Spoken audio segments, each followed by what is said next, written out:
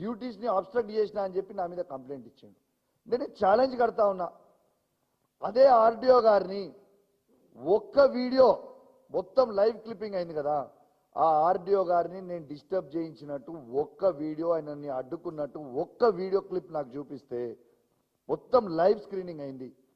RDO ఒక దిక్కుంటాడు, మేము ఒక దిక్కుంటాం. అసలు ఒక్క వీడియో క్లిప్ చూపించినా నేను నా ఎమ్మెల్యే పదవికి రాజీనామా చేస్తా. తర్వాత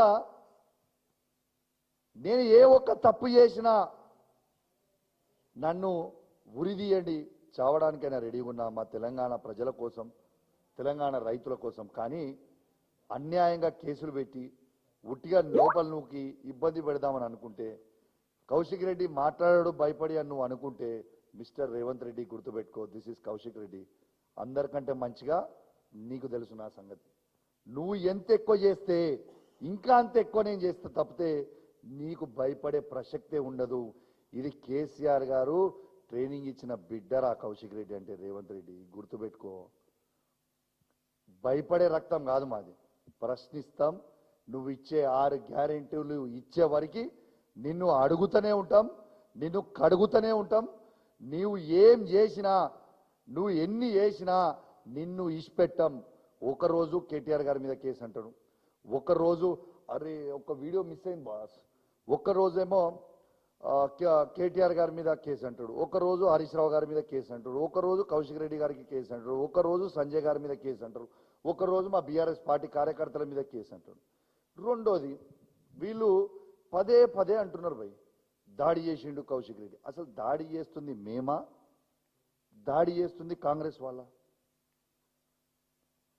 ఫస్ట్ గాంధీతోని నువ్వు ఎందుకు టీఆర్ఎస్ పార్టీ నుంచి చేరినావు అంటే నా ఇంటిపై దాడి చేయించారు.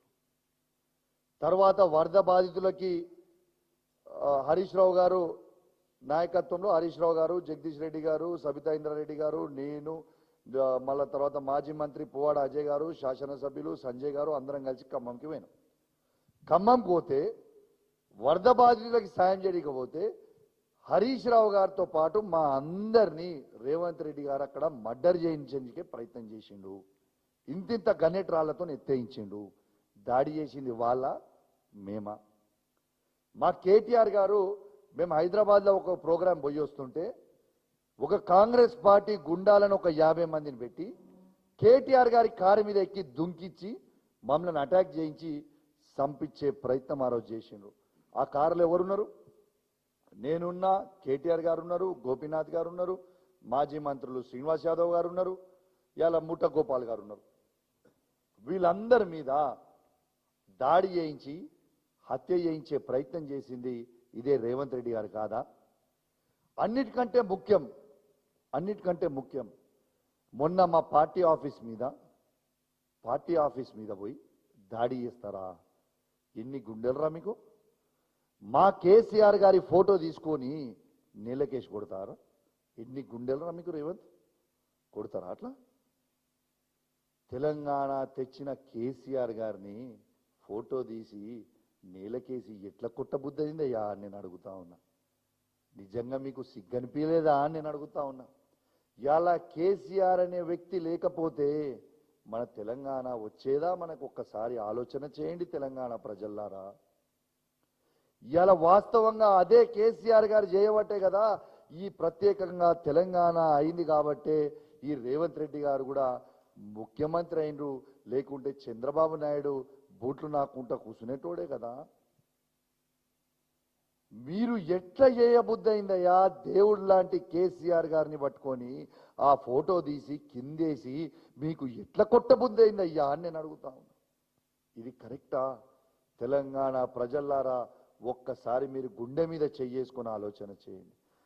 దేవుడు లాంటి కేసీఆర్ గారి చిత్రపటం తీసుకొని నేలకేసి కొట్టొచ్చా? ఇది కరెక్టేనా?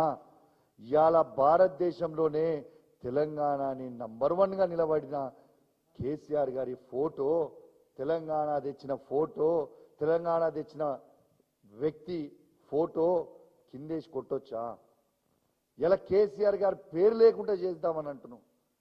అది సాధ్యమేనా? తెలంగాణ తెచ్చింది కేసీఆర్ గారు కాదా?